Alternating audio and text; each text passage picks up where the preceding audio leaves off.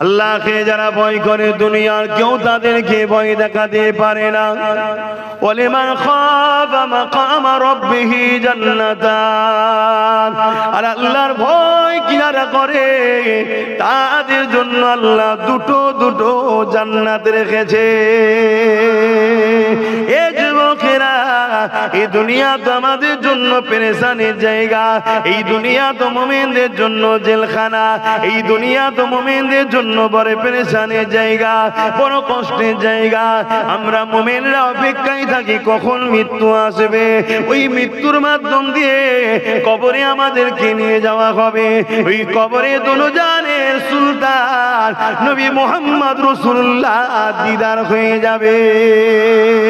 আমরা যারা মুমিন মুসলমান, আমরা মৃত্যুকে বড় তৌফা মনে করি। ওই মৃত্যুর মাধ্যমে রাসূলুল্লাহ পাবো, ওই মৃত্যুর মাধ্যম দিয়ে আখিরাতে যাওয়া হবে। ওই আখিরাতে আল্লাহর শাজিমে ছায়া পাবে, এবং ওই আখিরাতে আল্লাহ পাকের চির শান্তির মেহমানখানা জান্নাত পেয়ে যাবে। ইতিহাসের পাতা সাক্ষী দেয়, আল্লাহ নবী নূহ নবী দয়া নবী যখন দুনিয়া জমিনে আগমন করলেন, আমার নবী পাক এসে দেখছেন দুনিয়া জমিনে বড় হয়ে দেখছেন এই জমিনের উপরে মানুষগুলো ক্ষমতা জোরে মানুষের প্রভু হওয়ার স্বপ্ন দেখছে, ক্ষমতা জোরে মানুষকে দাস দাসী বানিয়ে দিয়েছে, ক্ষমতা জোরে মানুষের বেটিগুলোকে কিতদাস দাসী রাখেল বানিয়ে দিয়েছে, ক্ষমতা জোরে এমন করে নিজের মাকে পর্যন্ত হত্যা করছে, ক্ষমতা জোরে রোম তৎকালীন সময় পৃথিবীর সুপার পাওয়ার ছিল। আজ যেমন আমেরিকা সুপার পাওয়ার বলছে, রোম ছিল সুপার পাওয়ার। ওই রোমের মতো জায়গাতে ক্ষমতা জোরে গরিবের মানুষ ছেলেগুলোকে বাঘের সঙ্গে কুস্তি লড়াতো। এই কুস্তি লড়াইতে বাঘের থাবাতে গরিবের ছেলেরা মারা যেত। আর ভিআইপি সম্ভ্রান্ত সেজে মানবরূপী পশুগুলো আনন্দ খুশি বানাতো, মানুষের জীবন লিয়াতো খেলা হতো। উঁচু নিচের বিধাভেদ তৈরি করেছিল, মানুষ মানুষকে ঘৃণা করত, ওকে দেখলে অশুভ হবে, ওকে ছুঁলে অশুভ হবে, ও নিচ জাত আমি ভিআইপি জাত, এই বিভাজন পৃথিবীতে ভরে গিয়েছিল। এক কথায় মানুষগুলো মনুষ্যত্ব হারিয়ে দিয়ে দুপায়ে পশুতে পরিণত হয়ে গিয়েছিল। আল্লাহ নবী প্রফেট মুহাম্মদ সাল্লাল্লাহু আলাইহি ওয়াসাল্লাম সৃষ্টিকর্তার পক্ষ থেকে আসলে তিনি মক্কা থেকে শুরু করলেন নাই সত্য ইনসাফের মেসেজ দিয়া এই 23টা বছরে তাম পৃথিবীর জুলুমকে খতম করে দিয়ে অসহায় গরিব দুঃখী মানুষদের মুখে হাসি ফুটিয়েছিলেন। আরো জোরে বলুন সুবহান।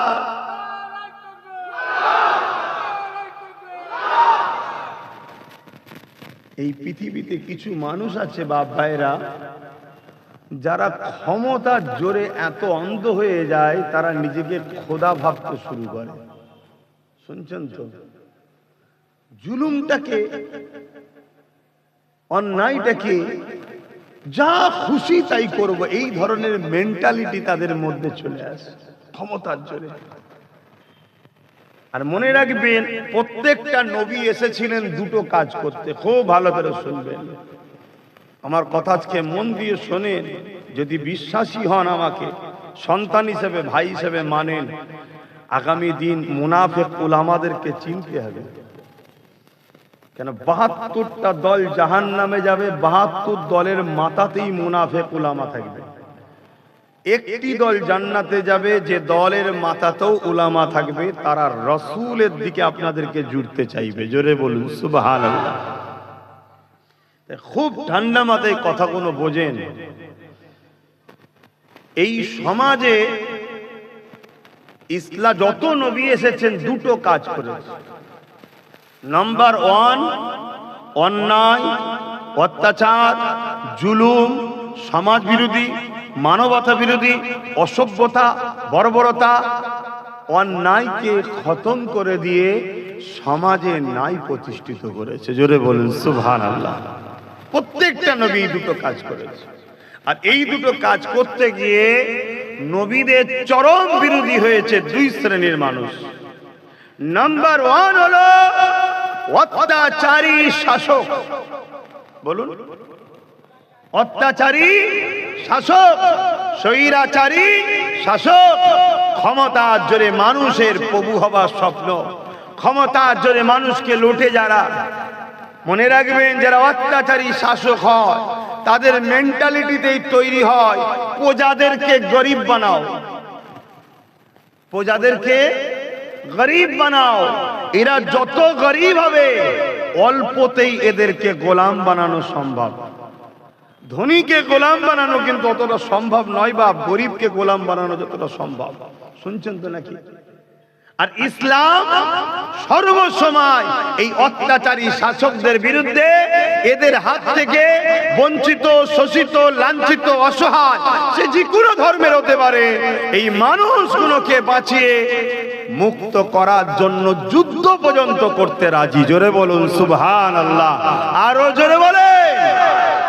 তাই অত্যাচারী শাসকরা যুগে যুগেই চেয়েছে ইসলামের বাতিকে নিভিয়ে দাও, ইসলামের মেসেজ বন্ধ করে দাও, ইসলামের কথা মানুষের কাছে যেতে দিও না। ইসলাম যদি মানুষ জেনে যায় তাহলে স্রষ্টার বাণী কি? স্রষ্টার বাণী হলো কুনতুম খায়রা উম্মাতিন উখরিজাত লিন-নাস তা'মুরুনা বিল মা'রুফ ওয়া তানহাউনা আনিল মুনকার। কুরআন বলছে কি? তোমাদের বানিয়েছি শ্রেষ্ঠ উম্মত করে। বললেন না সুবহানাল্লাহ? কি জন্য শ্রেষ্ঠ উম্মত? তোমাদের দুটো কাজ, আমাদেরও দুটো কাজ, নবীরাও করেছে দুটো কাজ। কি দুটো কাজ? তোমরাও অন্যায়কে মিটাও, ন্যায় প্রতিষ্ঠিত করো আমার জমিনে। জোরে বলুন সুবহানাল্লাহ। এটা কে বলছে? বলুন বলুন। সৃষ্টিকর্তা জমিন কার? লিল্লাহি মা ফিস সামাওয়াতি ওয়া মা ফিল আরদ। জমিন, আসমান এবং এর মধ্যে যা কিছু আছে সব কিছু সৃষ্টি মালিক হলো একজন। তিনি কে? আমি সবার জবান খুলে আওয়াজ দিতে হবে, কে? আরো জোরে বলুন, কে? তিনি বলছেন এই জমিনে তোদেরকে আমি শ্রেষ্ঠ উম্মত করে পাঠিয়েছি, শ্রেষ্ঠত্বের মুকুট দিয়ে পাঠিয়েছি। যদি শ্রেষ্ঠত্বের মুকুট খুলে পশু হয়ে আসিস তাহলে জাহান্নাম, আর শ্রেষ্ঠত্বের মুকুট যদি নিয়ে আসিস তাহলে জান্নাত। শ্রেষ্ঠ উম্মত হতে গেলে কাজ দুটো। কি? অন্যায় মিটাও, নাই প্রতিষ্ঠিত করো। আমরা এই কাজ করি? আমরা তো অন্যায়ের পক্ষে সাপোর্ট করি, অন্যায়ের দালালি করি, অন্যায়ের পিছনে ঘুরে বেড়াই, আল্লাহ দিয়া কদম নিয়ে অন্যায়ের র্যালিতে যায়, আল্লাহ দিয়া হাত নিয়ে অন্যায় সন্ত্রাস জালিমদের ঝান্ডা ধরে ঘুরে বেড়ায়। আল্লাহ আমাদেরকে মারবে না? এজন্যই তো জালিমকে মাথায় বসিয়ে দিয়েছে। আরো কত আইন হবে দেখো না বাপ। যদি বল আব্বাস সিদ্দিকী তোমার ভয় লাগে না, আমার এক সেকেন্ডের জন্য ভয় লাগে না। কেন ভয় লাগবে? কি জন্য ভয় লাগবে? আমরা আল্লাহকে ভয় করি, অন্য কাউকে না। আল্লাহকে যারা ভয় করে দুনিয়ার কেউ তাদেরকে ভয় দেখাতে পারে না। ওয়ালিমান খাফা মাকামা রাব্বিহি জান্নাতান। আর আল্লাহর ভয় কিনারা করে তাদের জন্য আল্লাহ দুটো দুটো জান্নাত রেখেছে। এ যুবকেরা, এই দুনিয়া তো আমাদের জন্য পেরেশানির জায়গা, এই দুনিয়া তো মুমিনদের জন্য জেলখানা, এই দুনিয়া তো মুমিনদের জন্য বড় পেরেশানির জায়গা, বড় কষ্টের জায়গা। আমরা মুমিনরা অপেক্ষায় থাকি কখন মৃত্যু আসবে। ওই মৃত্যুর মাধ্যম দিয়ে কবরে আমাদেরকে নিয়ে যাওয়া হবে। ওই কবরে দুজাহানের সুলতান নবী মুহাম্মদ রাসূলুল্লাহ দিদার হয়ে যাবে। আমরা যারা মুমিন মুসলমান, আমরা মৃত্যুকে বড় তৌফা মনে করি। ওই মৃত্যুর মাধ্যমে রাসূলুল্লাহ পাবো, ওই মৃত্যুর মাধ্যম দিয়ে আখিরাতে যাওয়া হবে। ওই আখিরাতে আল্লাহ সাজিমে ছায়া পাবে, এবং ওই আখিরাতে আল্লাহ পাকের চিরশান্তির মেহমানখানা জান্নাত পেয়ে যাবে। আর আল্লাহর জান্নাতে যখন যখন চলে যাবে আল্লাহ পাক 70,000 নূরের পর্দাকে সরিয়ে দিয়ে জান্নাতীরা ওকে সালাম দিয়ে বলতে লাগবে, হে আমার জান্নাতীরা, আমার জমিনের উপরে দুনিয়ার কারো কথা তোমরা মেনে চলোনি, আমার জমিনের উপরে তোমরা আমার দাসত্ব করেছো, আমার জমিনের উপরে তোমরা নাই প্রতিষ্ঠিত করেছো, আমার জমিনের উপরে তোমরা ফিতনা ফাসাদ বন্ধ করেছো, আমার জমিনের উপরে তোমরা সন্ত্রাসের বিরুদ্ধে লড়েছো, আমার জমিনের উপরে তোমরা সমাজ বিরোধীদের বিরুদ্ধে লড়েছো, আমার জমিনের উপরে তোমরা যেমন আমি আল্লাহ আমাকে সিজদা দিয়েছিলে ঠিক তেমনি আমার জমিনে যারা গরিব ছিল তাদেরকে তোমরা খানাও খাইয়েছিলে, আমার জমিনের উপরে তোমরা আমার সৃষ্টি অসহায় বান্দাগুলোকে সাহায্য করেছিলে, তোমরা আমার জমিনের উপরে ক্ষুধার্ত মানুষকে খানা দিয়েছিলে, বস্ত্রহীনকে বস্ত্র দিয়েছিলে, এতিমের মাথায় হাত বুলিয়েছিলে, এতিমকে সাহারা দিয়েছিলে, এতিমের পাশে দাঁড়িয়েছিলে। এক কথায় আমার জমিনের উপরে তোমরা আমি আল্লাহ আমার পরীক্ষাতে তোমরা উত্তীর্ণ কামিয়াবি হয়েছো। তোমাদের সামনে অনেক জালিম শাসক দাঁড়িয়েছিল, তোমাদের সামনে অনেক অত্যাচারী গুন্ডা দাঁড়িয়েছিল, তোমাদেরকে অনেক হুমকি চুমকি দিয়েছিল, তোমাদেরকে অনেক জেলের ভয় দেখিয়েছিল, তোমাদেরকে অনেক কেসের ভয় দেখিয়েছিল, তোমাদেরকে মেরে দিবার ভয় দেখিয়েছিল, কিন্তু কোনো দিকে কর্ণপাত না করে সব কিছুকে পাত্তা না দিয়ে আমি আল্লাহ আমার খুশির জন্য তোমরা গিয়েছিলে। আসো আসো, আজকে দিন আমি জান্নাত দিয়েছি, এবারে আমি তোমাদের রব, তোমাদের সৃষ্টিকর্তা, যাকে না দেখে তোমরা মেনেছিলে সেই আল্লাহকে দেখে না। আরো জোরে বলুন সুবহান। আর এর উল্টোটাই দেখুন, জাহান্নাম আর জান্নাত একদিন কথা বলছে।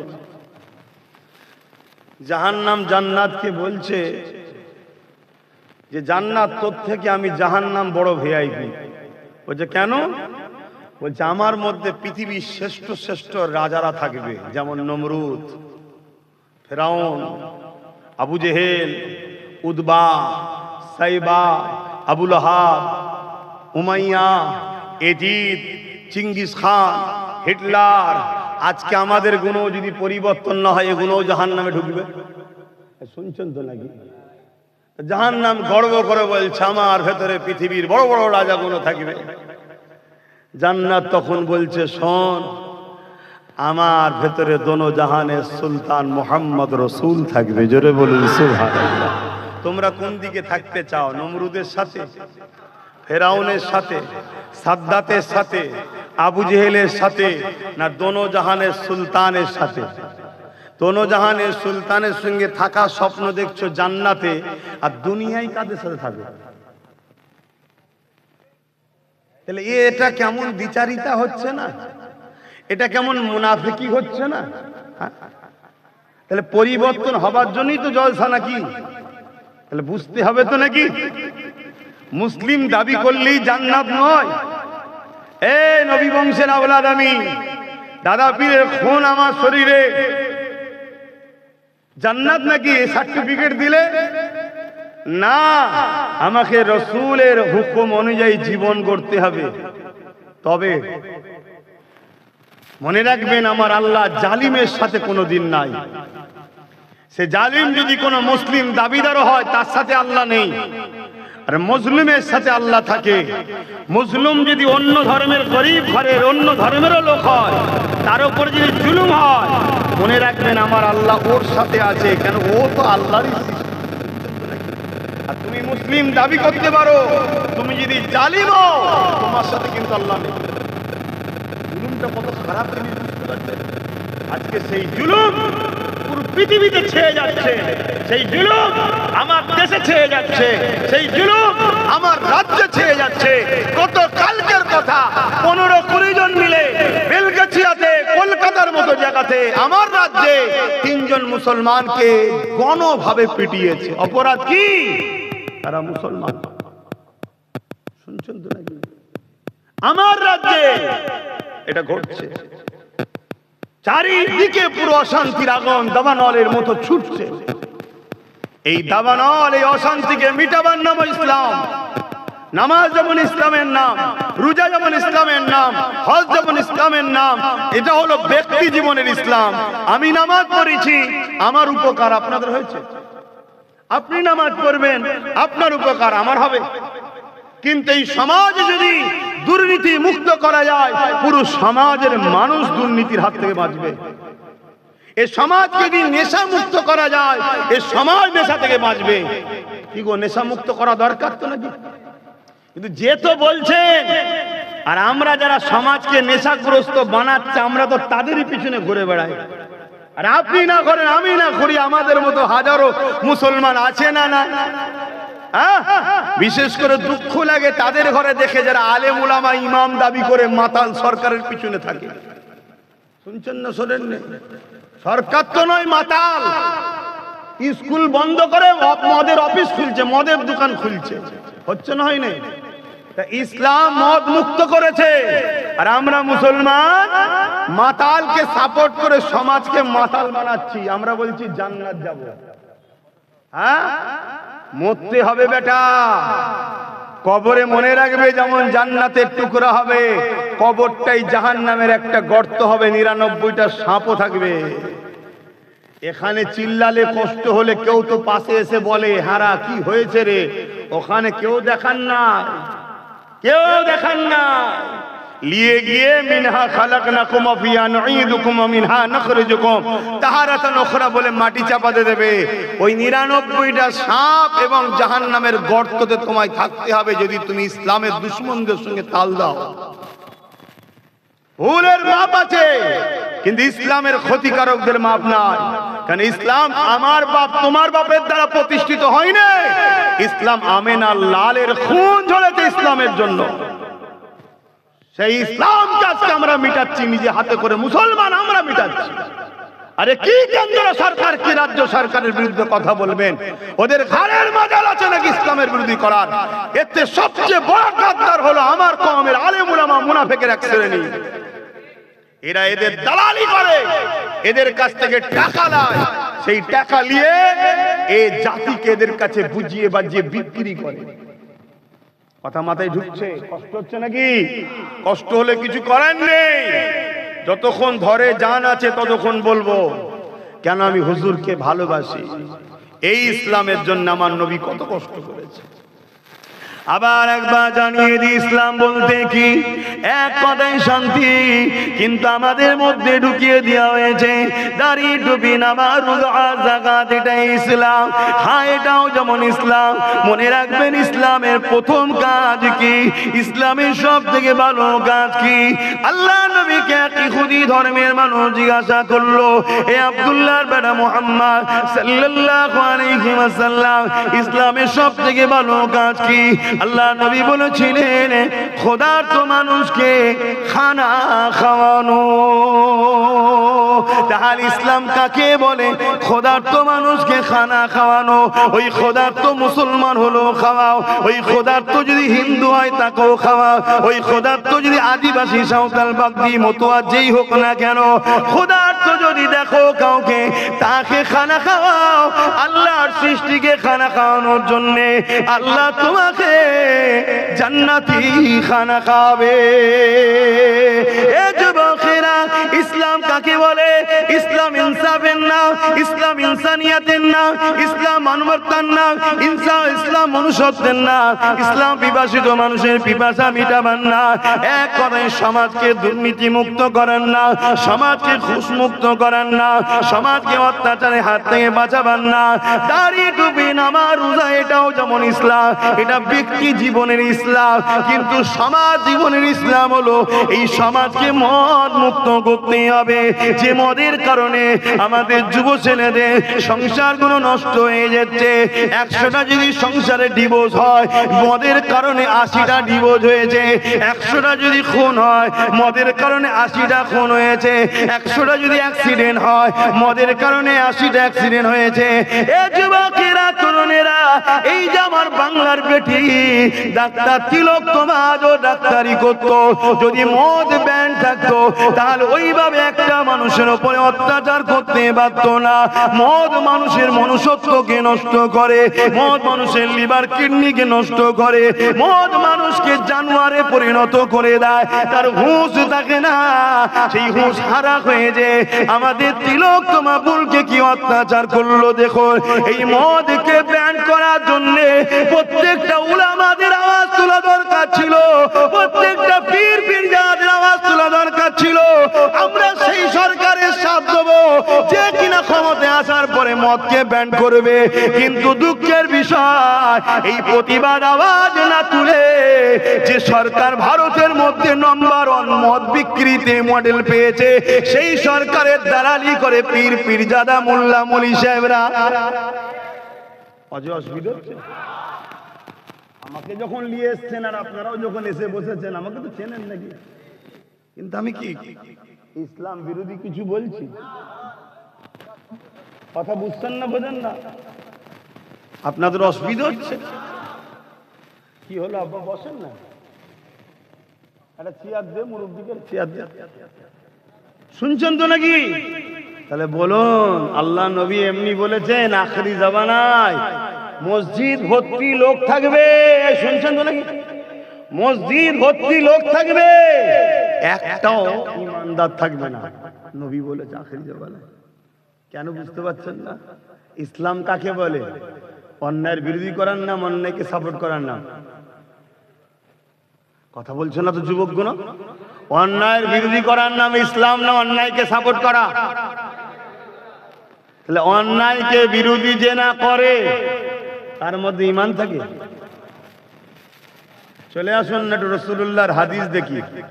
আল্লাহ নবী বলছেন অন্যায় দেখলে হাত দিয়ে রোকো, যদি হাতে ক্ষমতা না থাকে মুখ দিয়ে রোকো, মুখে যদি ক্ষমতা না থাকে অন্যায় অন্তর থেকে ঘৃণা করো।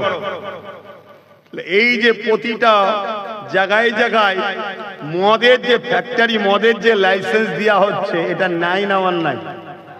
কথা বলছো না তো? আর এটাও তোমাদের জেনে রাখা দরকার, কালকে কেউ কোনো মোল্লা মলি সাহেবই বলতে পারে যে গণতান্ত্রিক দেশ, কি করা যাবে বলতে পারে। শোনো, আমার দেশের সংবিধান মদের বিরুদ্ধে, এটা জেনে রেখে দাও আজকে। শুনছেন তো নাকি?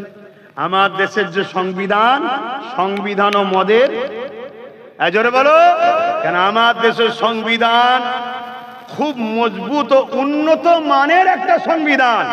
আমার দেশের সংবিধান দেশবাসীর ক্ষতি চাই না, কল্যাণ চাই। তাই আমার দেশের সংবিধানও মদের বিরুদ্ধে। কেন? মদ যুব সমাজকে ধ্বংস করে দিচ্ছে। যেমন ডেমো ভেতর থেকে কুড়ে কুড়ে খায়, নেশা জাতীয় জিনিস যুবকগুলোকে কুড়ে কুড়ে খাচ্ছে। এদের যুব সমাজ আর সংসার জীবনে মিল নাই, এজন্য প্রায় বাড়িতে এখন পরকীয়া চলছে। কেন? এই নেশা নেশা নেশা। এ যুবকরা, নেশা বন্ধ করো। নেশা তোমাকে ভেতর থেকে কুড়ে কুড়ে কুড়ে কুড়ে খায়। সুরাতে সকলে দেখতে বাইরে ভালো লাগবে, ভেতরে যে অরিজিনাল, যে কিভাবে বলি, পুরুষের যে পাওয়ার, নেশা ওই পাওয়ারকে সর্বপ্রথম অ্যাটাক করে। যে কোনো নেশা হোক, তার মধ্যে মদ আবার চরম ভাবে। অনেক আবার ভালো ভালো ছেলে আছে, শিক্ষিত পণ্ডিত, মানে শিক্ষিত ভূত যাদের ঘরে বলা হয়, তারা বলে কি করা যাবে, একটু টেনশন টেনশন লাগলে একটু মাঝে মাঝে খেতে হয়। শুনছেন তো নাকি? আরে মদ খেলে টেনশন কমে না, টেনশন বাড়ে। আজকে হঠাৎ করে ডাক্তার বলবে কিডনি শেষ। শুনছেন তো নাকি? টেনশন বাড়লো না কমলো? আপনি তো কিনছেন, দেখছেন এক লেভেলের ওপরে লেভেল লাগানো যায় না, যায় না? 2012 লেভেলের ওপরে 2025 মেরে দেবে। আপনি তো খেয়ে নিলেন, ঢক ঢক ঢক ঢক করে মেরে দিলেন, দিয়ে রাত্রিরে ঘরে ঢুকে বউকে বলছেন আম্মা জান ভালো আছেন তো? এই করে না, করে না? আমি তো দেখেছি অনেক সময় রাস্তাতে যাই, কোথায় কিছু না, রাস্তার বীজখানা দাঁড়িয়ে আছে, পুরো একদম কাঁচা বেঁধে খালি গায়ে দাঁড়িয়ে আছে। আমি ড্রাইভারকে বলি হরেন দিস নি, এখানে যদি হরেন দিস তাহলে বিপদের রাস্তা পাবেনি। চুপ করে দাঁড়িয়ে যায়, আলোটা পারিস তো বন্ধ করে দে। এদিকে জলসাওয়ালা ফোন করছে, আগে যখন রাত্রির আরো জলসা করে, এখন তো কি বলে দিনে সন্ধ্যে সন্ধ্যে জলসা করে। সে কিছুতেই সরবে না। কথা বুঝে আসছে না? কখনো কখনো দেখি রাস্তার ধারে পড়ে আছে, পুরো ধুলো টুলো মেখে বোঝা যাবে না, মানে কোনো গাড়িওয়ালা একটু যদি বাই চান্স হয়ে যায় বাম্পার মনে করলেই ব্যাস গেল। শুনছেন তো নাকি? মানে চিনাও মুশকিল, এমন হয়ে আছে। কি জিন্দেগি এটা, হ্যাঁ? এটা কি জিন্দেগি? শ্রেষ্ঠ মানুষ রাস্তার ধারে পড়ে আছে আর কুকুর ঠ্যাং তুলে মুখে মুছছে। এটা জিন্দেগি? নিজেকে বুঝাও। হুকুমত চাইবে তুমি মাতাল হও, তাহলে ভোটের সময় এলে এক বোতলেই তোমার কাজ মিটে যাবে। হুকুমত চাইবে এটা তোমাকে মাতাল বানাবার, কেন তুমি যদি মাতাল হও তোমার পরিবার বেটিগুলোকে হুকুমতের যারা চালা চামটা ক্যাডার বাহিনী তাদের দ্বারা ভোগের পাত্রী বানানো হবে, তোমার হুঁশি থাকবে না। শুনছেন না শোনেন না? কিন্তু তোমার ইজ্জত, তোমার বেটি আজকে কি হচ্ছে, তোমার এই নেশাতে তুমি সব শেষ হয়ে যাচ্ছ। কি গো আমার অজে কারো কষ্ট হচ্ছে নাকি? বা কষ্ট হলে সোজা রাস্তা, ঘরে যে শুয়ে পড়ে, তো বিপদ হয়ে যাবে। তখন তাবারুক দেওয়া হবে, তাবারুক যখন দেওয়া হবে তখন তাহলে সিগন্যাল হয় তার আগে নাকি, সালাম পড়লেই বুঝে যাবেন এবারে শেষের সময়, তাই তো নাকি? তখন হুটহাট করে চলে এসিস বাবা, তাবারুক লিবি চলে যাবি। আর যদি মনে হয় যে না আমারও আমার বাচ্চার ভবিষ্যতের জন্য কথা বলছে, আমাদের নিউ জেনারেশনের ভবিষ্যতের জন্য কথা বলছে, তাহলে বাপ অন্তরে ঘেঁটে লাও কথাটা। মানুষ চেনো, আপন চেনো, আপন চেনো। মুখ আর মুখোশ দুটো এক নয়। শুনছেন? মানুষ চেনো। বাপেরা, নজওয়ান তরুণেরা, আল্লাহ নবী, নূহ নবী, দয়া নবী কতটা কষ্ট করেছে। এই নজওয়ান তরুণেরা, এই জমিনের উপরে মানুষগুলোকে মক্কার বাজারে তুলে ও কাজের মেলার সময় নিলামে তোলা হতো, ধনীরা এসে খরিদ করে নিয়ে যেত। আল্লাহ নবী, নূহ নবী, দয়া নবী ওই গরিব অসহায় মানুষগুলোর পাশে দাঁড়িয়ে জালিম অত্যাচারী শাসক আবু জেহেল উতবা সাহেবের বিরুদ্ধে কথা বলেছে। আল্লাহ নবী তাদেরকে বুঝিয়েছে, কেন মানুষে মানুষকে কিনা বেচা করো, কেন মানুষকে গোলাম বানাতে লেগেছো। এমন কিনা তৎকালীন সময়ে বাচ্চা বাচ্চা ছেলেগুলোকে, এ যুবকেরা তাদের হাতে তৈরি করা নকল খোদাকে উৎসর্গ করার জন্য বাচ্চা বাচ্চা ছেলেগুলোকে জবাই বলি পর্যন্ত দিয়ে দিত। এই রকম অন্যায় অত্যাচার পৃথিবীর জমিনে হতো। আল্লাহ নবী এগুলোকে বন্ধ করার জন্য কথা বলেছে। এই কথা বলার জন্য আল্লাহ নবীর বিরুদ্ধে তৎকালীন শাসক ক্ষমতাশালী যারা ছিল তারা আমার নবী পাকের বিরুদ্ধে লেগে গেছে। আমার নবী পাক যখন সিজদায় পড়েছে, নবী পাকের পিঠে পচা দুম্বার ভুঁড়ি চাপিয়ে দিয়েছে। আল্লাহ নবীকে জানে মেরে দিতে চেয়েছে। নবী পাক পাহাড়ে চলে গেছে, গাছের পাতা ফলমূল খেয়ে ওখানে পাহাড় থেকে রাত্রিরে বেরিয়ে দিনের ম্যাসে মানুষকে দিয়েছে।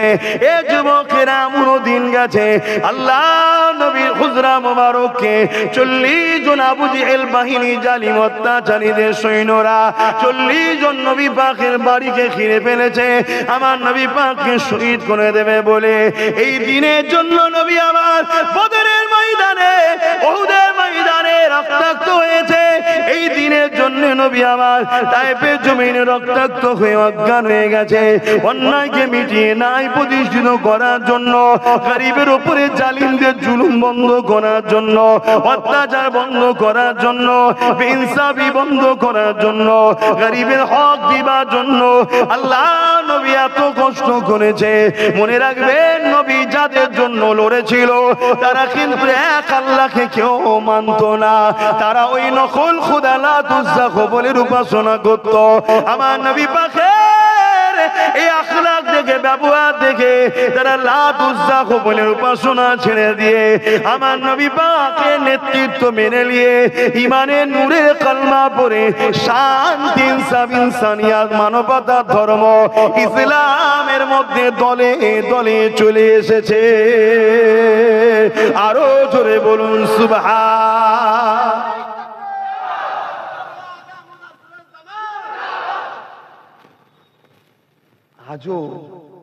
আজও যারা মানুষের গোলাম বানিয়ে রাখতে চায়, মানুষকে অত্যাচার করতে চায়, মানুষের বেটিগুলোকে রেপ করতে চায়, মানুষকে তার অধিকার থেকে বঞ্চিত করতে চায়।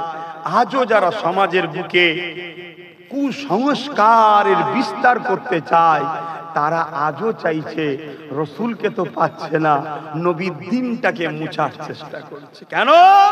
ইসলাম যদি থাকে আর তুমি যদি মুসলমান হও, তোমার চোখের সামনে যখন কোন এসসি এসটির উপরে জুলুম হবে, এই তুই নিচু জাত, তুই আদিবাসী, তুই দলিত, তুই এমন করে আমাদের সাথে বসতে পারবি না, বা কোন মুসলিম গরির উপরে জুলুম হবে, তুমি যদি সত্যি ইমানদার হও, ওর কোন ধর্ম দেখলে হবে না, জালিমের বিরুদ্ধে তোমায় দাঁড়িয়ে ওই অসহায়কে বাঁচাবার নাম হলো ইসলাম। জোরে বলুন সুবহানাল্লাহ।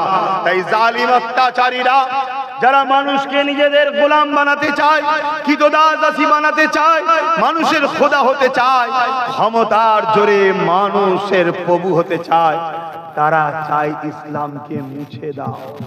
তার একটা ছোট্ট নমুনা হলো 2025 ওয়াকফ সংশোধনের নামে সংবিধান বিরোধী কালা কানুন। কেন? কেন্দ্রে যে সরকার আছে, এ সরকার মানবতা বিরোধী সরকার, এ সরকার ইসলাম বিরোধী সরকার, এ সরকার মুসলমান বিরোধী সরকার, এ সরকার আদিবাসী দলিতদের দুশ্মন সরকার, এ সরকার আমার দেশের বিরুদ্ধে সরকার। আজকে দেশের এয়ারপোর্টকে পাবলিকের হাতে তুলে দিল, দেশের ট্রেনগুলোকে, রেল স্টেশনগুলোকে সব বিক্রি করে দিচ্ছে। দেশের জিনিসপত্র দিনকে দিন দাম বেরিয়েই যাচ্ছে।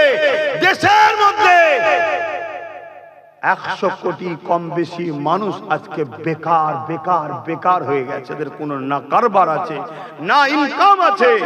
এভাবে আজকে এরা মানুষকে গোলাম বানাতে চাইছে। এদের নজরে দেখছে ইসলাম যদি থাকে, তাহলে আমাদের এই মিশন কিন্তু সাকসেসফুল করা, জোরে বলো, সম্ভব নয়। তাই ইসলামকে মিছাতে গেলে, ইসলামের পেহচান হলো মসজিদ, তাই মসজিদকে প্রথম মিটাও।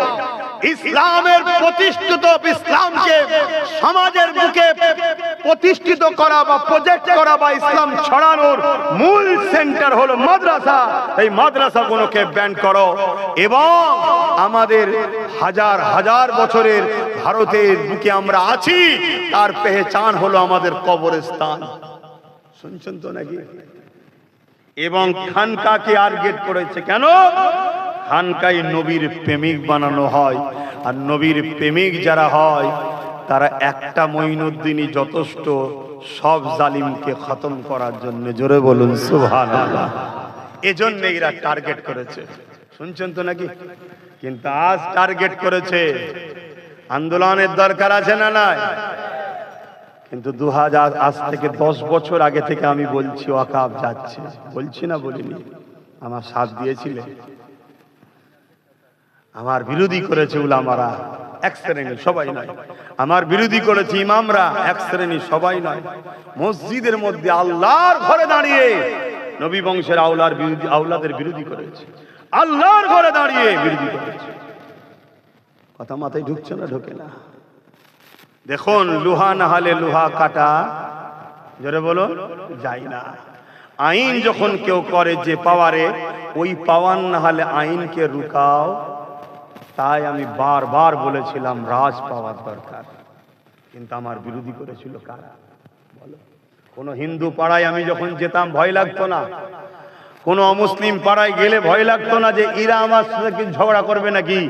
কিন্তু মুসলমান পাড়ায় ঢুকলে ভয় লাগতো, কিছু লুঙ্গি পরে খেঞ্জি গায়ে দিয়ে এসে ঝগড়া করবে না তো, যে তুমি পীরের বেটা এইসব কথা বলবে কেন? ভয় লাগতো আমার।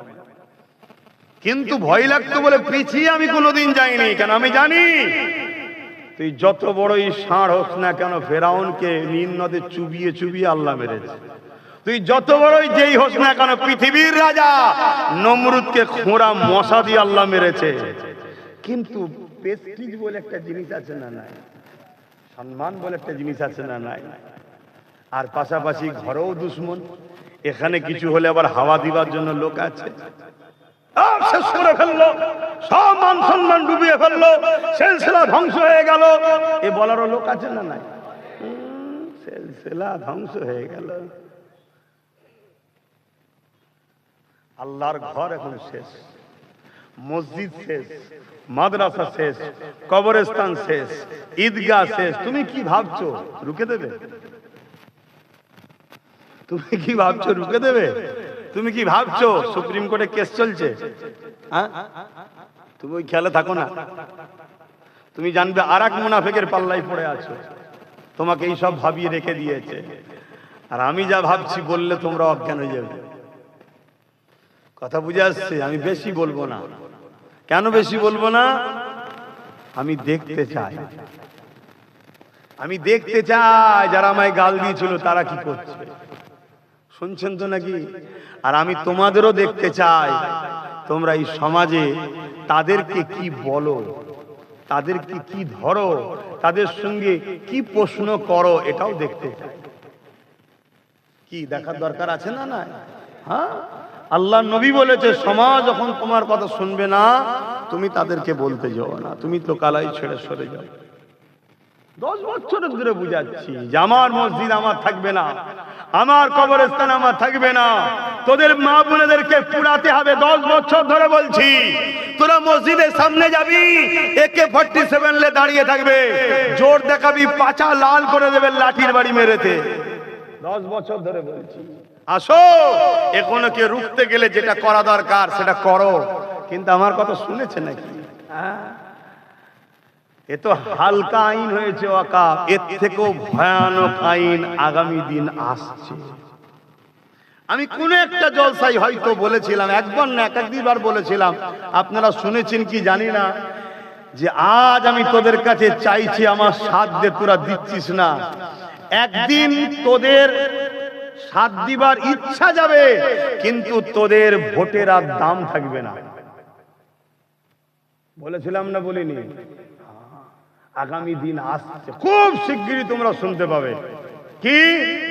ভারতে মুসলমান থাকবে কিন্তু ভোট দিতে পারবে না।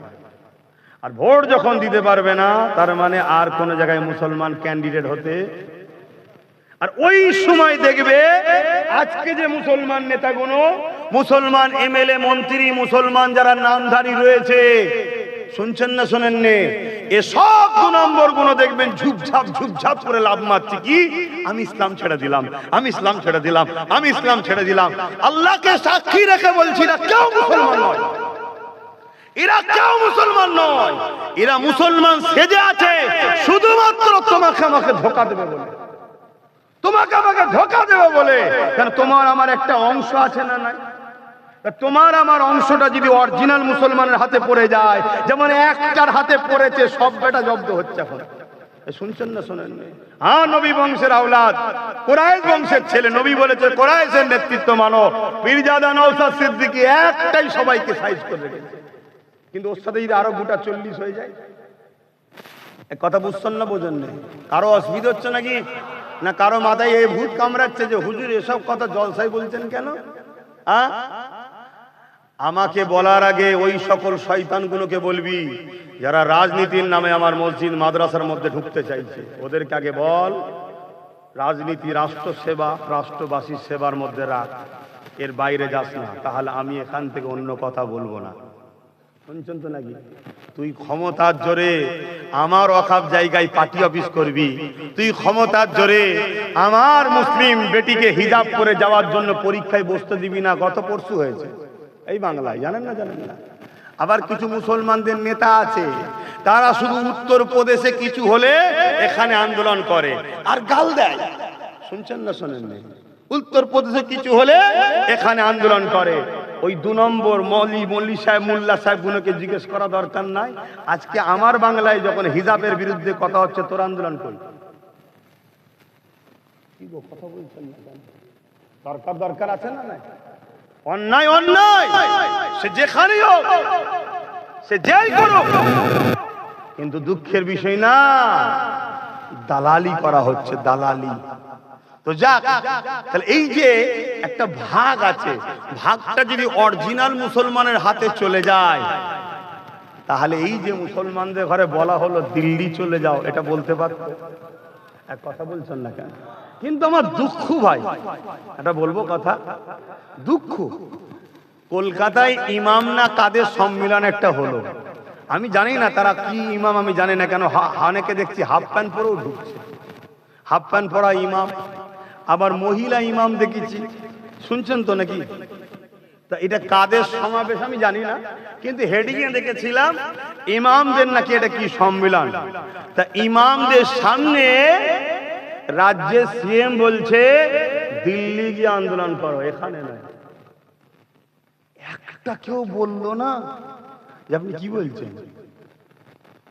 আমি অবাক হয়ে গেলাম। এই কথাটা নাই বলেছে না অন্যায় বলেছে?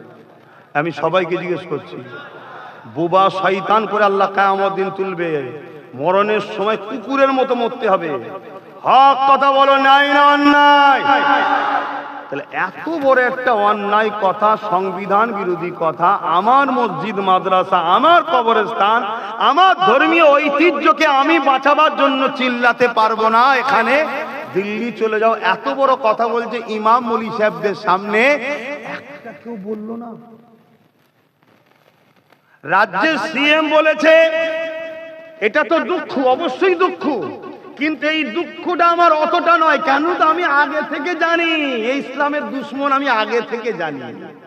আপনারা হয়তো নাও জানতে পারেন, আমি জানি ইসলামের দুশ্মন, তাই আমি 1 মিনিট ভাই ফোনটা তুলছি। দরুদ শরীফ আল্লাহু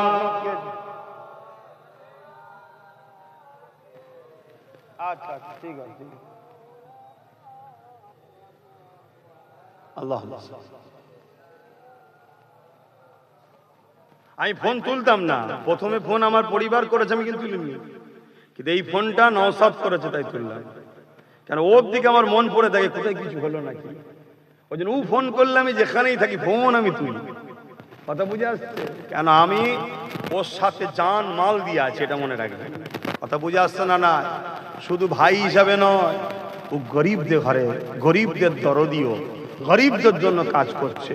সে মুসলমান হোক, হিন্দু হোক, আদিবাসী হোক, সাঁওতাল হোক, বাগদি হোক, গরিবদের হয়ে কাজ করছে। এই কাজটা আমার ভালো লাগে।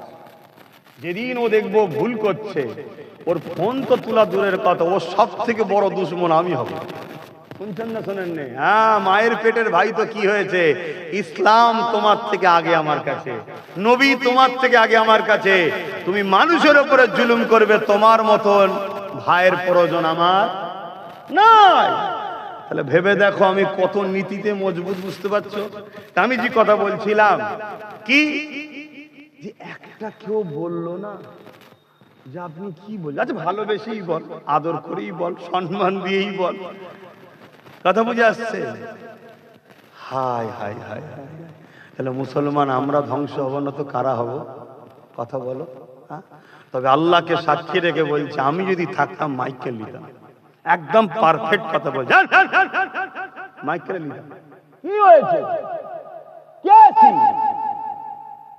হ্যাঁ, জনগণ থেকে মাথায় বসিয়েছে, এমন কিছু নয় যে দেশের ওপরে, সংবিধানের উপরে নাকি। সংবিধান বলেছে তুমি তোমার আওয়াজ তুলবে, তা আপনি কে আমার আওয়াজ লুকাবে? ভালো না লাগে আপনি দিল্লিতে চলে যান, ঠান্ডা করে বসে সেটিং করে নেন, কিন্তু এখানে আওয়াজ উঠছে, উঠবে আগামী দিনও, তাই তো নাকি গো? না ঘাবড়ে গেছে সব? আওয়াজ উঠবে না? উঠবে না? হাত তুলে আওয়াজ তুলে বলো, মসজিদ মাদ্রাসার জন্য হাত উঠবে না? উঠবে না? হাত লম্বা করে তোলো। কারা কারা হাত তোলে নে, ডায়ে বায়ে দেখো, কারা হাত তোলে নে দেখো। গাদ্দার চেনো, মুনাফিক চেনো, আল্লাহর ঘরের জন্য আওয়াজ তুলবি না, কবরস্থান মসজিদ মাদ্রাসার জন্য আওয়াজ তুলবি না, তো কার জন্য আওয়াজ তুলবি? এই মুসলমান কাফের বেঈমান নেতাদের জন্য কথা বলে, ইসলামের জন্য কথা না বলে, ওই মুসলমানের জানাজা বন্ধ করা হারাম, চলবে না। শুনছেন না শোনেন নে? হ্যাঁ, আওয়াজ তুলবে না মানে হ্যাঁ, যত বলবে তত অন্যায়ের বিরুদ্ধে কথা বলবে। কি করবে? কি করবে? তোকে মেরে দেবে। তোর যদি কপালে থাকে, আমার যদি কপালে থাকে, মসজিদ মাদ্রাসার হয়ে লড়াই করে মরা, এই মরাটা ভালো না খারাপ? অত বড় কপাল করতে পেরেছে আব্বাসের দিকে? অত বড় কপাল তোদের আছে? আমি যুবকদের বলছি, বাপেদের তুই তুকারি করছি না, এদেরকে একদম ভাই বলি, তাই তুই তুকারি করি। খারাপ লিখছেন না তো? এ আমার আগে থেকেই অভ্যেস ভাই। কি গো খারাপ লাগছে? আব্বাজানদের বলছি না, আমি যুবকগুলোকে বলছি। কেন আপনি আমার বাপ হন, আর এই বেটা গুণ আপনার আমার ভাই হয়, এগুলোই তো দরকার। যুগে যুগে ইসলামের সব থেকে উপকারে লেগেছে যুব সমাজ। হ্যাঁ, মুরব্বীরা দুঃখ করলে হবে না আপনাদের, আপনারা একদিন এই যুবক পিরিয়ডটা কাটিয়ে দিয়েছেন, ঠিক না বেটি? তাহলে বলো, এত বড় অন্যায় কথা বললো, কিন্তু একটা কোনো মোল্লা মলি সাহেব কিছু কথা বললো? তারপরে বেরিয়ে এসে কেউ কিছু বলেছে? তাহলে বলো, যে সমাজের উলামারা আমাদের মাথায় বসে থাকা একটা বড় অংশ শাসকের যদি দালালি করে, এ সমাজকে গোলাম বানানো সহজ না? সহজ না? কিছু হলেই শুধু একটাই কথা বলবে, বিজেপি চলে আসবে, বেশি লাফালাফি করিস না। শুনছেন তো নাকি? বিজেপি চলে আসবে, বেশি লাফালাফি করিস না।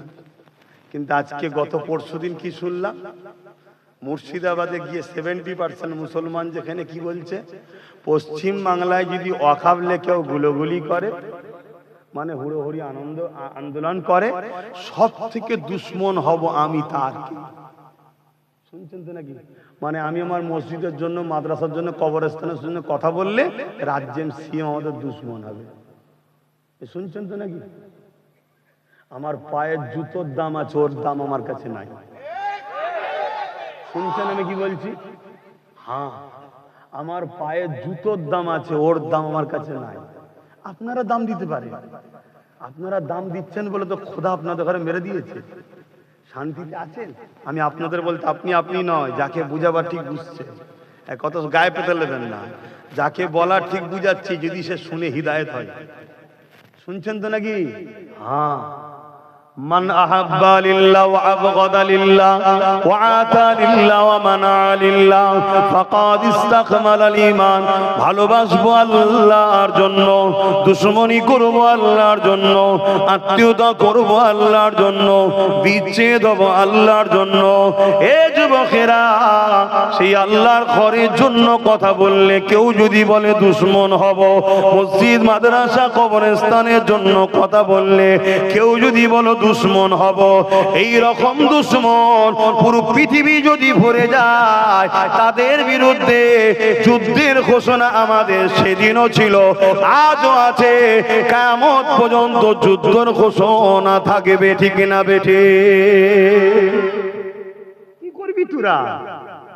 পুলিশদের জেলে দিবি? জেলে তো আছি। আর দুনিয়া ও সিজরুল মুমিনিন, মুমিনদের জন্য দুনিয়াটা হলো জেলখানা। এত নাকি? মুমিন যে নয় তার কথা বাদ দিন, মুমিন যে হবে দুনিয়ায় প্রতিটা কদম ফেলে আল্লাহর ভয়ে ফেলে, মুমিন যে হয় দুনিয়ায় প্রতিটা মুহূর্তে আল্লাহর ভয়ে থরথর করে কাঁপে, মুমিন যে হবে সে নিঃশ্বাস টানার আগে ভাবে ছাড়তে হয়তো নাও পারি, চলে যেতে হতে পারে। বেরোবার আগে আল্লাহ বারকত দিলেন দয়া করে, নাও তো বেরোতে পারতো, আর বার যে করেছি নাও তো টানতে পারি, ঠিক না বেটি? কিসের এত টেনশন, কিসের এত চিন্তা? হ্যাঁ, এ যুবকেরা মনে রাখবেন, ফিরআউন জুলুম করেছিল মুসা নবীর উপরে, তার অনুসারীদের উপরে। সেদিন ফিরআউন মনে করেছিল আমি বড় দাদা, আমার বড় মজা লাগছে, কিন্তু মনে রাখবেন মুসা নবীও চলে গেছেন, মুসা নবীর অনুসারীরাও চলে গেছে, ফিরআউনও কিন্তু মারা গেছে। মুসা নবী আজকে পৃথিবীর জমিনে হিরো, আর ফিরআউন হলো নীল নদ কেমন করে মিশরের জমিনে পড়ে আছে সবার কাছে। আজকে দিনে ফিরআউন হলো একটা অত্যাচারী জালিম ভিলেন, তাই তো নাকি? আর মুসা নবী আজকে সবার কাছে প্রিয়, জোরে বলুন সুবহানাল্লাহ। তাহলে মরণ দুজনেরই হয়েছে না হয় না? কথা বলছে না তো? মুসা নবীর আগে হয়েছিল না ফিরআউনের আগে মরণ হয়েছিল? কেন এত শক্তি? তো কি বুঝছেন? কি বুঝছেন? এই নবীর উম্মতেরা, ইমানদার উম্মতেরা, মহব্বত করো, আল্লাহ রাসূলকে মজবুত করে ধরো। জুলুম করো না, অন্যায় করো না, আর অন্যায়ের সঙ্গে সাথ দিও না। তোমার বিরুদ্ধে যে প্ল্যান করবে সেই প্ল্যানে আল্লাহ তাকেই জড়িয়ে দেবে। পারে না? পারে না? আমি অনেক আগে বলতাম একটা কথা, এই যে কি বলেন তো, এটা কি কটাকা ইন্ডিয়ার তো নাকি? হ্যাঁ, আমার কাছে ইন্ডিয়ার থাকে, আমার কাছে পাকিস্তানের থাকে না। কেন, আমার দেশের কিছু দেশপ্রেমিক 26-27টা পতাকা পটাপট করে বার করে ফেললো, দেখলেন না কলকাতায়? হ্যাঁ, জানেন তো নাকি? আর ওরাই শুধু স্লোগান যখন দেয় ইন্ডিয়ার বিরুদ্ধে দেয়, পাকিস্তানের পক্ষে দেয়। দেখবেন ভুল শুধু ওদেরই হয়। তার মানে কি, অ্যাকচুয়ালি হক কথা ফক করে বেরোয়, ওরা অ্যাকচুয়ালি পাকিস্তানেরই পক্ষে। শুনছেন তো নাকি? আমার দেশটাকে শেষ করে দিচ্ছে ওরা। কষ্ট হচ্ছে নাকি? এটা ক টাকা? আর এটা একই একই, একটু বলবেন তো রে বাবা, এটা ক টাকা? আর এটা এইদিকে গান্ধী বাবুর ছবি, আর এইদিকে লাল কেল্লা, তাই তো নাকি? দুটোই আমাদের, লাল কেল্লা আমাদের, গান্ধী বাবু আমাদের, কিন্তু বর্তমান যেগুলো আছে ওগুলো আমাদের নয়। তো এইগুলো কি 500 টাকা, তাই তো? আর এটাও টাকা, রিপিট আর উপিট, টাকা একটাই, তাই তো নাকি? আমি অনেক আগে বলেছিলাম কেন্দ্রে আর রাজ্যে সব একটাই জিনিস, টাকা, রিপিট আর উপিট। এখন মিলছে না? মেলে নেই। আইনটা করেছে কেন্দ্র সরকার, সংবিধান বিরোধী এবং ইসলামের ওয়াকাফের বিরুদ্ধে, তাই তো নাকি? তা লড়াই হবে তার বিরুদ্ধে, ইনারা তো কষ্ট হচ্ছে কেন? প্রশ্ন আছে না নাই? কেন জানেন কষ্ট হচ্ছে?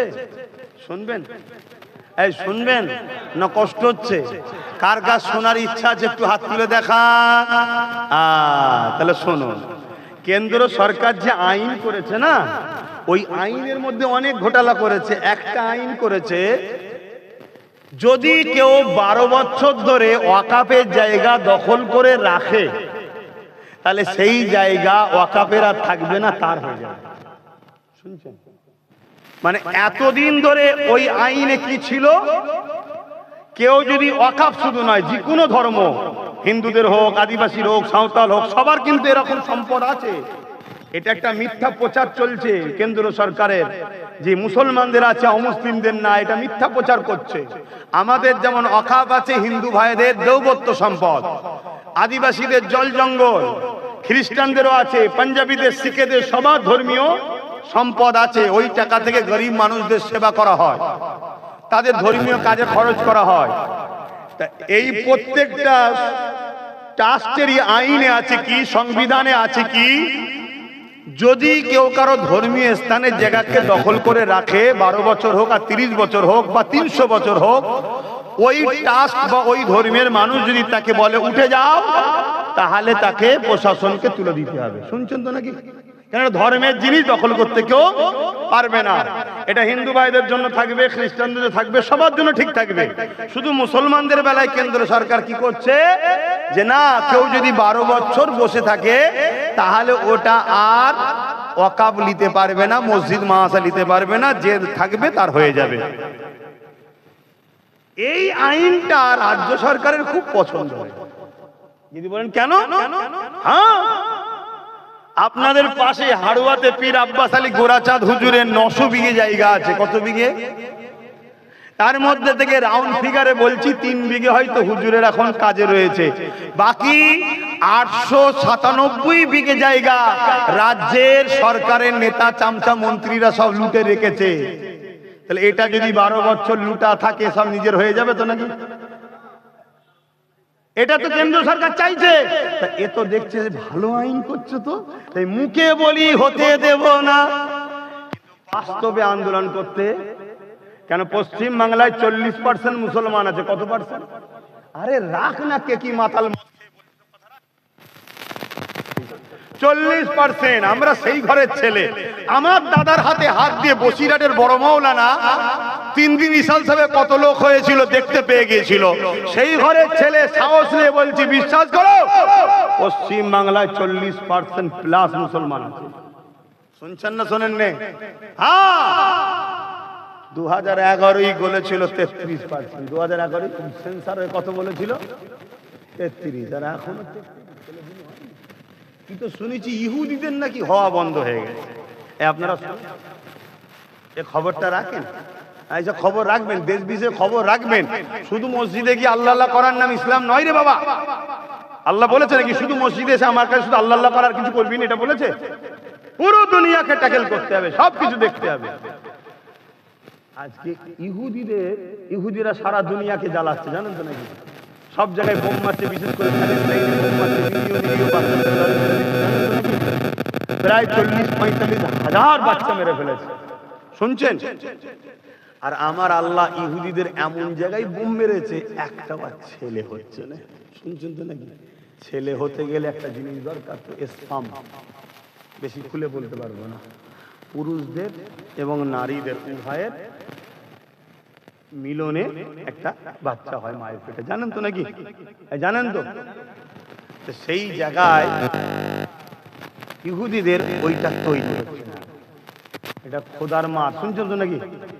তা আপনাদেরও কি এই সমস্যা নাকি? 11 বছরে শুনে 11 শুনেছিলাম,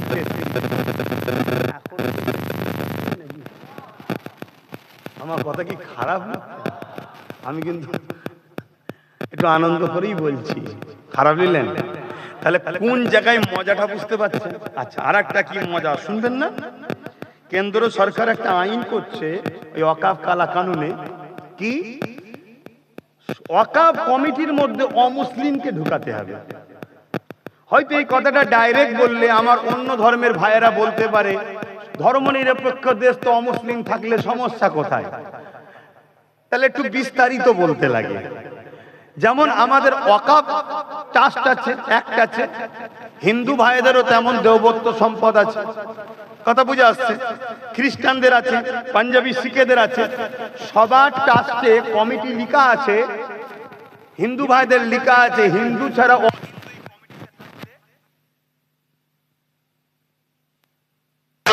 করলো সেও থাকতে।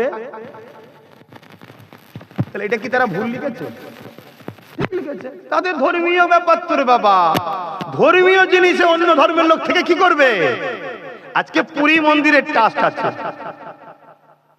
কি বলে কেদারনাথ, আরো কত সব মন্দির হিন্দু ভাইদের আছে, তাদের সব ট্রাস্টে এরকম লেখা আছে যে হিন্দু ছাড়া অহিন্দু ঢুকতে, বলুন বলুন, যদি ঘুম পাই বলুন, ছোট দিচ্ছি, থাকতে পারবে না।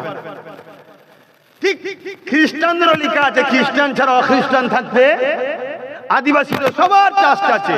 ঠিক ইসলাম মুসলমানদেরও লেখা ছিল ওয়াকাফ বোর্ডেতে মুসলমান ছাড়া অমুসলিম থাকতে।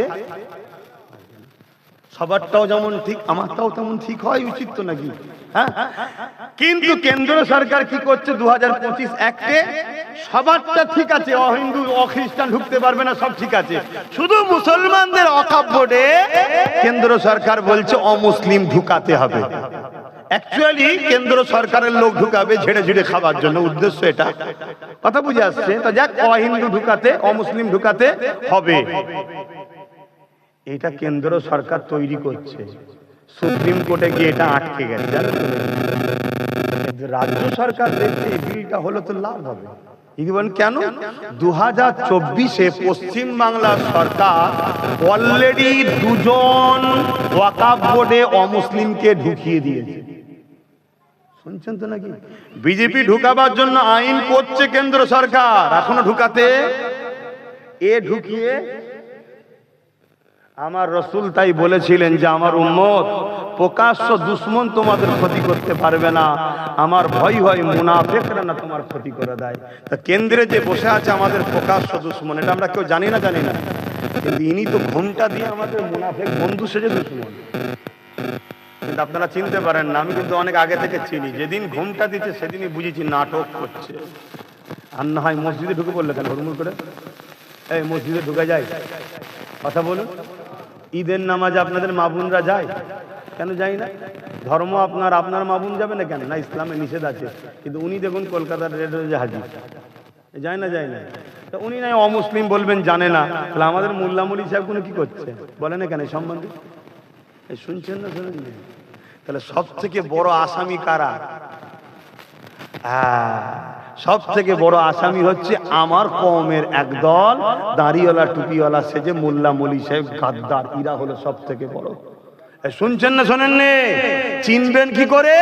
চীনার ছোট্ট নমুনা বলে যায়, এরা বলে রাজনীতি করি না, কিন্তু নেতাদের সঙ্গে শুধু ফটো পাওয়া যায়।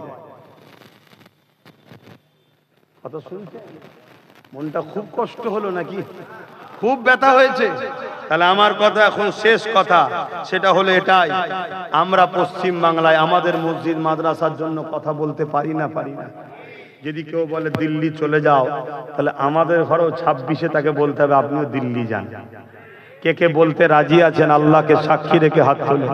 আল্লাহকে সাক্ষী রেখে বলছেন তো? আল্লাহকে সাক্ষী রেখে হাত নামান, এটা মনে থাকবে। যদি কোনো মুসলমান এই মসজিদ মাদ্রাসা দুশ্মনকে সাপোর্ট করে, জানবেন ও মুসলমান নয়, মুসলিম সূরাতে মুনাফিক বেঈমান। শুনছেন তো নাকি? আমি বলে যাচ্ছি, কোন মুফতি, মৌলানা, পীর, পীরজাদা, আলেম, উলামা, কোন মায়ের বেটা যদি পারে আমার সামনে চ্যালেঞ্জের মোকাবেলায় আসো, এত বড় ইসলাম বিদ্বেষী কথা বলার পরে যদি ক্ষমা না চায়, এরপরও যদি কোনো মুসলমান তার সাপোর্ট করে, সাথ দেয়, তার তোষামতি করে, ও মুসলিম সূরাতে বেঈমান, ও মুনাফিক। আর ওই মুনাফিকের যদি সাথ দেন, তাহলে মনে রাখবেন আল্লাহ ওই মুনাফিকের হাতেই তোমাদেরকে শেষ করবে। সূরা বাকারা, কোরআনের কথা বলছি, সূরা বাকারায় আল্লাহ বলছে, তোরা আমাকে আর আমার হাবিবকে ছেড়ে দিয়ে আমার ও আমার হাবিবের দুশমন যারা, তাদেরকে যদি তোরা নিয়ে উঠা বসা করিস, আমি আল্লাহ তাদের হাতে তোদেরকে মিটাবো। কথা মাথায় ঢুকছে? তাহলে আমি আপনাদের দুশমনি করছি না বাঁচাবার চেষ্টা করছি? এবার লিবার হয় নেবেন, না লিবার হয় মার তো আল্লাহর পক্ষ থেকেই হবে। আচ্ছা বলুন তো, এই যে গাছের পাতাগুলো আল্লাহর বিনা হুকুম ছাড়া লড়তে পারে? আচ্ছা ফেরাউন যে রাজা হয়েছিল খোদার হুকুম ছাড়া হয়েছিল? নমরুদ যে রাজা হয়েছিল খোদার হুকুম ছাড়া হয়েছিল? তাহলে আমার ভারতবর্ষে এত বিশাল দেশের প্রধানমন্ত্রী কে হবে, এটা খোদার বিনা হুকুমে হয়? জোরে বলেন না। তাহলে আল্লাহ ওই জালিমকে কেন করলেন? কথা বলেন। দুটো কারণ মনে রাখবেন, দুটো কারণ। একটা হলো মোমেনদের ইমানের পরীক্ষা নেবে আল্লাহ। এই দেখছেন না, ভয় করি না, হক কথা বলতে হবে, যে না বলি আল্লাহর কাছে ধরা পড়তে হবে। এটা হলো ইমানের পরীক্ষা। আর দেখবেন অনেকে বলে কি করা যাবে, কি হবে, কাজ বন্ধ করে দেবে, টোটো চালাতে দেবে না, এই হবে, ওই হবে, হ্যান হবে, বলে না? ইমান দুর্বল বাপ, ইমান দুর্বল। ইমানদারদের ইমান পরীক্ষার জন্য। আর দ্বিতীয় নম্বর, আল্লাহ জালিম শাসক বসায় মুনাফিকদেরকে সাইজ করার জন্য। কথা বুঝে আসছে? অতএব বাপ, হকের পক্ষে থাকো, হকের পক্ষে থাকো। আমি সংক্ষেপ করব, তার আগে আরেকবার বলে দিয়ে যাই, আমার রাসূলুল্লাহ দ্বীনের জন্য অনেকটা কষ্ট করেছে।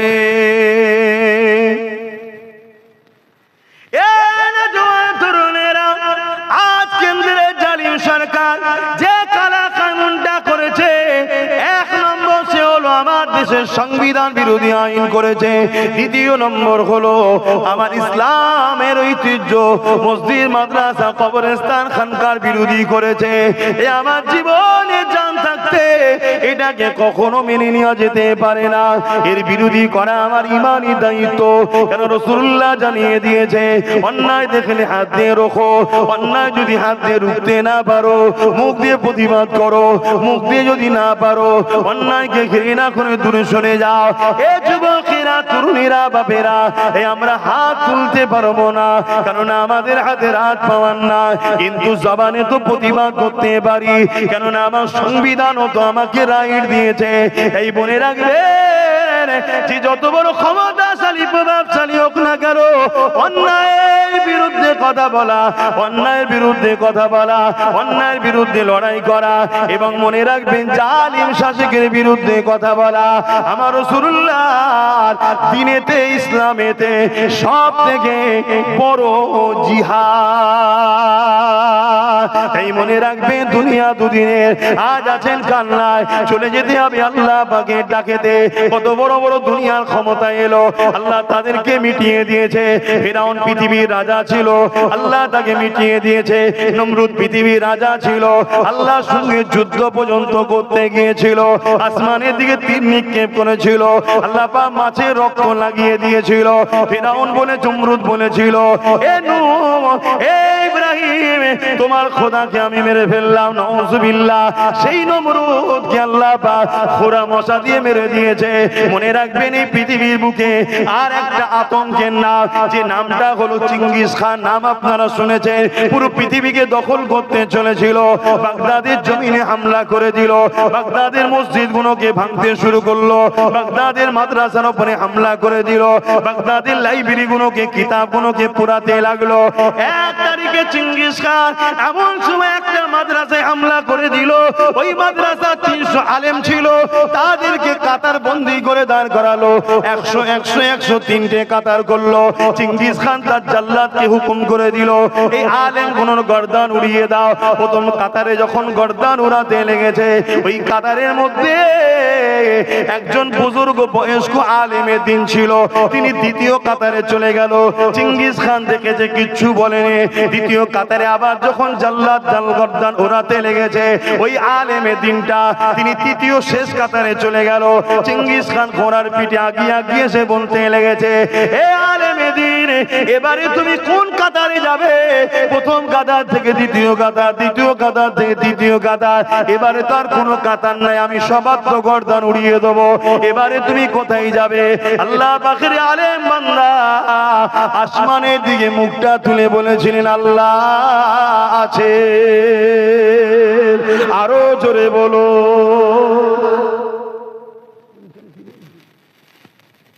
আল্লাহ আছে না? জোরে বলো, জোরে বলো। ভয় আল্লাহকে যদি করো, তুমি কোন জালিমের পক্ষপাতিত্ব নিতে পারবে? এতদিন ছিল না আলাদা কথা, এর তার পিছনে ঘুটেছ। আজকে যখন নবী বংশের ছেলে তোমাদেরকে ডাকছে, আয় ধর্ম শিখাবার জন্য এসছি, কেউ ডাকছে আয় দেশ ও দেশবাসীর সেবা করবো, তার সাথে সাথ দেওয়া দরকার, ঠিক না? ঠিক। আজকে সুপ্রিম কোর্টে কেস করার বেলায় সে, হজ হাউস থেকে মদ বার করার বেলায় সে, কোনো জায়গায় মুসলমান, আদিবাসী, দলিত, হিন্দু যেই বিপদে পড়ুক তার পাশে দাঁড়াবার জন্য সে, আর তুমি 500 টাকায় নিজেকে বিক্রি করছো। আল্লাহর কাছে জবাব দিতে হবে না? এমন কঠিন দিন আসবে, চোখের সামনে মা বোনেদেরকে তোমাদের বেঁধে রেপ করবে, কিচ্ছু করতে পারবে না।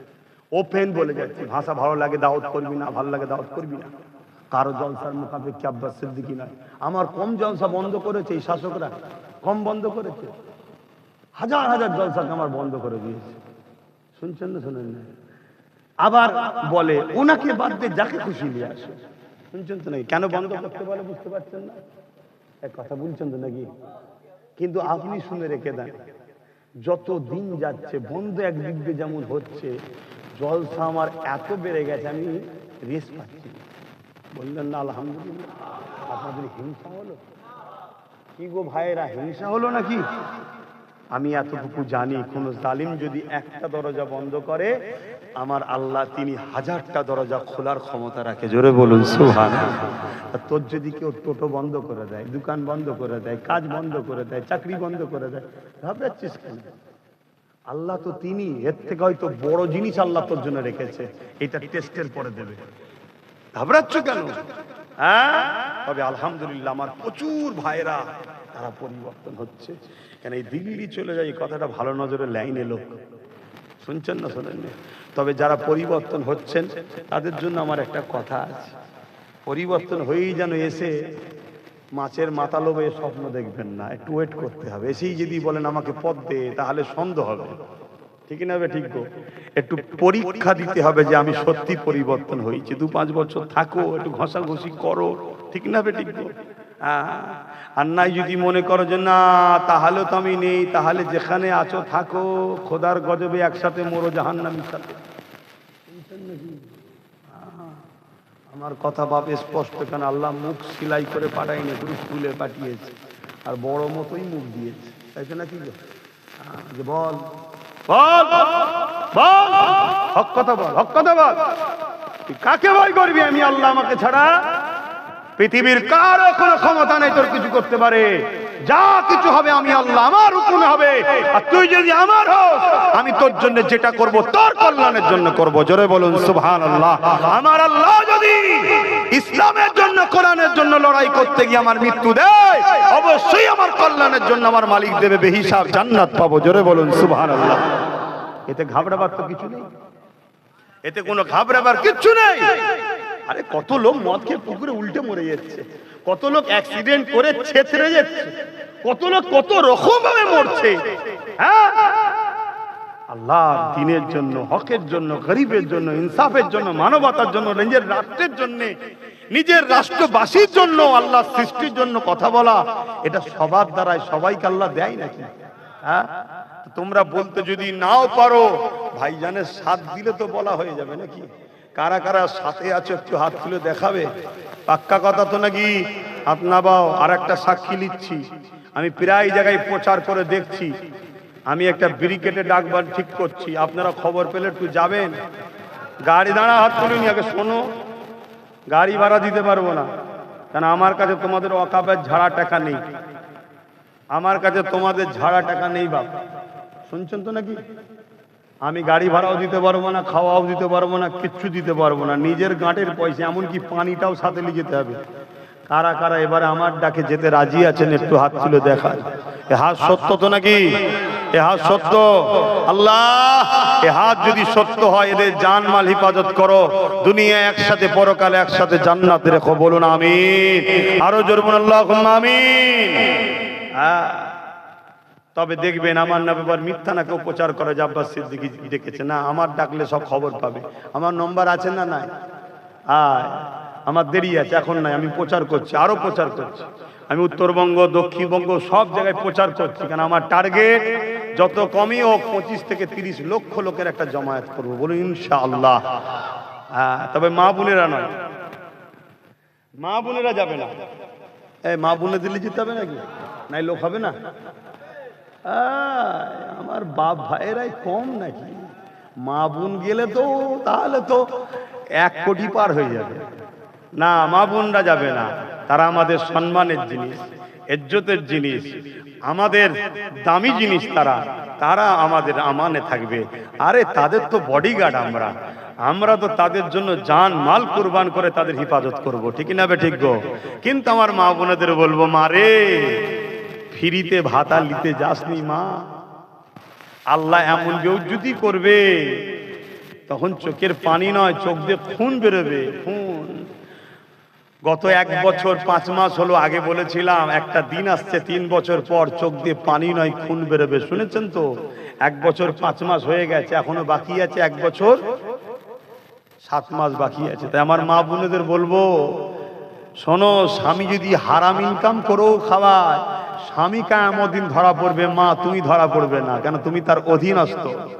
কিন্তু আজকে তোমাদের ঘরে এই যে বেপর্দা করে জালিম অত্যাচারী ইসলাম বিদ্বেষী সরকার সামান্য ভাতা দিয়ে তোমাকে যে বাইরে বার করে দিচ্ছে, মা তুমি বুঝতে পারছো নি তোমাকে আল্লাহ নবীর দুশমন বানাচ্ছে। তুমি যদি আল্লাহ নবীর দুশমন না হও, তাহলে আগামী দিন তোমাদের উপরে পশুগুলো হামলা করলে তোমার ইজ্জত লুটতে পারবে না। আর তুমি আল্লাহ রসুলের দুশমন যদি হয়ে যাও, তোমার ইজ্জত লুটে নেবে, তুমি কিচ্ছু করতে পারবে না মা, তুমি কিচ্ছু করতে পারবে না বোন। তাই সাবধান হও, সাবধান হও। এতে আবার দেখবেন কিছু মোল্লা মুলি সাহেব ফতোয়া দেয়। হ্যাঁ, কেন নেবে না, কেন নেবে না?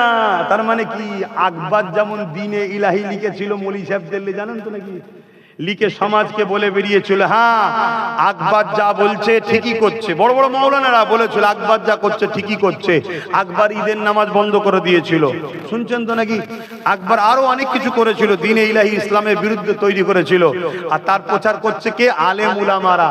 মোজাদ্দেদে আল-পেশানি বিরোধী করেছিল। মোজাদ্দেদ আল-পেশানি বিরোধী করেছিল। মোজাদ্দেদ আল-পেশানি যখন বিরোধী করেছে, মোজাদ্দেদ আল-পেশানিকে জোর করে আকবর জেলে ভরে দিয়েছিল। শুনছেন? জোর করে আকবর জেলে ভরে দিয়েছে। আর মোজাদ্দেদ আল-পেশানি যখন জেলের মধ্যে গেছে, জেলার এসে আকবরকে বলছে, হুজুর জাহাপানা, জলদি করে মোজাদ্দেদ আল-পেশানিকে জেল থেকে বার করেন। কেন? বলছে ইন্টারন্যাশনাল ক্রিমিনাল, ডাকাত, খুনি যা জেলের মধ্যে আছে সব তওবা করে নামাজি মুসল্লি সব আল্লাহর ওলি হয়ে যাচ্ছে। জোরে বলুন সুবহানাল্লাহ, আরো জোরে বলুন সুবহানাল্লাহ। ওখানে গিয়ে হুজুর দাওয়াত চালাচ্ছে, শুনছেন তো নাকি? হ্যাঁ, তারপরে কি হলো? আকবর রাগ আরো বেড়ে গেল। আমার আল্লাহর মার কেমন দেখেন, আমার আল্লাহর মার কেমন দেখেন। হযরতে বাদশাহ আলমগীর তিনি আকবর হযরতে মুজাদ্দেদে আল-পেশানির হাতে বায়াত হয়ে গেলেন এবং রাজ ক্ষমতা দখল করে নিলেন। জোরে বলুন সুবহানাল্লাহ। হতভাগা আকবরকে আল্লাহ জাহান্নামে পাঠিয়ে দিল। শুনছেন? ঘাবড়াবার কিছু নেই, আল্লাহ তো আছে। আছে না নাই? এই জোরে বলো। শক্তি কমে গেছে? আমার আল্লাহ তো তিনি যিনাকে কখনো কোনো দুর্বলে স্পর্শ করতে পারেন না, যিনি কুল কায়নাতের মালিক, যিনি তোমাকে আমাকে মায়ের পেটে বানিয়েছে, তিনি তো আল্লাহ। তো যাক, ওই আলেম বলল আল্লাহ আছে। জালিম চিঙ্গিস খান রেগে গেল, রেগে গিয়ে বলল আগে এই মৌলানার গর্দানটা উড়াও। যখনই হুকুম করে দিল জাল্লাদ আগিয়ে আসবে, ব্যাস কথা শেষ। চিঙ্গিস খানের মুখ দিয়ে কথাটা বেরিয়েছে, আগের গর্দান উড়াও। সঙ্গে সঙ্গে চিঙ্গিস খান যে ঘোড়ার পিঠে বসেছিল, ওই ঘোড়া লাফাতে শুরু করেছে। শোনো যুবক, শোনো, লাফাতে শুরু করেছে। এত লাফান লাফাচ্ছে, ইতিহাস বলছি, গল্প নয়। এত লাফান লাফাচ্ছে, তার লাফানো কেউ থামাতে পারেনি। এবার ছুটা শুরু করেছে, ছুটছে আর লাফাচ্ছে, ছুটছে আর লাফাচ্ছে। একটা সময় ব্যালেন্স রাখতে না পেরে চিঙ্গিস খান ঘোড়া